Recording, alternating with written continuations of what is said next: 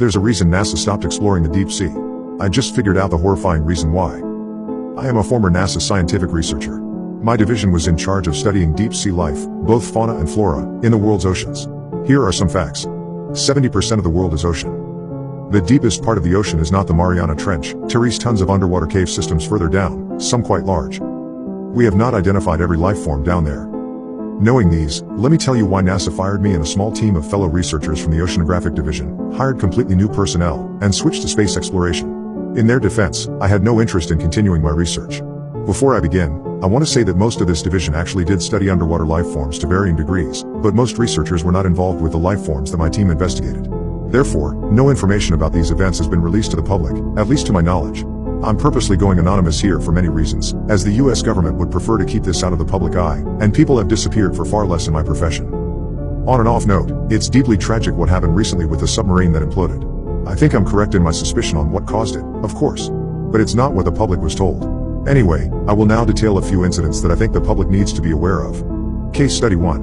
Montesera Oil Rig Diving Incident. I was involved with a study that was sanctioned between NASA and a private corporation to investigate an unknown anomaly. Metal parts at the bottom of the rig had taken damage from an unknown source, and a dive team of 3 was sanctioned to investigate it. The dive did not go well. Something we'd never seen before was down there with the divers. We do not know much about it, but I can tell you what we do know. It resembles an extremely intelligent class of giant cephalopods, more intelligent than any other sea creature ever encountered. They are strong and carnivorous, and extremely large. It's theorized they purposely damaged the rig to lure humans deep down. It's unknown what they normally eat, or why they sometimes decide to target humans, but it is clear they will not hesitate to eat us. The 3 divers that were attacked had little means to defend themselves. These cephalopods worked in unison, with an extreme understanding of human equipment.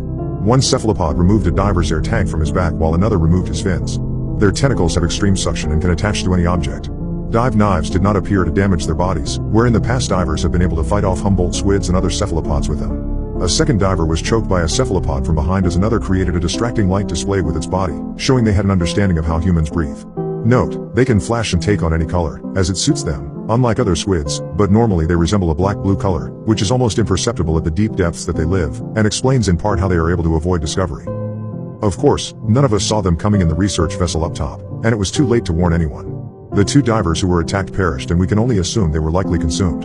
Amazingly, the 3rd diver was able to use an underwater flare to escape, and report back the events in detail. As it stands, fire is this life form's only known weakness. Case Study 2. USS Cyclops Missing Ship Log Recovery. What began as a normal shipwreck investigation has arguably become one of the biggest cover-ups in history. The ship's location has not been released to the public, and I agree that it should be kept secret. The beings that took that ship down should be avoided at all costs. To this day, the public does not know anything other than that a US ship disappeared.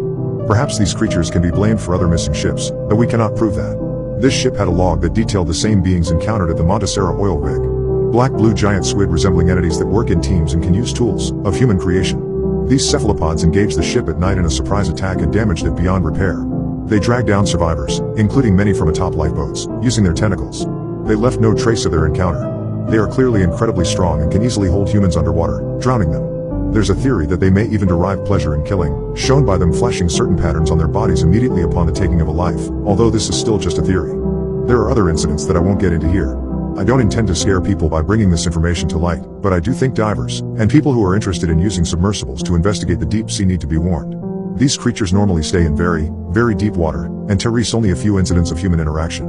For the common person, they generally pose no threat. While extremely intelligent, they have not shown the ability to create tools, only to use those which humans have made. It is likely that they only go after humans when they are unable to find sufficient food sources in their own environments. We believe them to be just another species of giant squid, albeit an extremely intelligent one.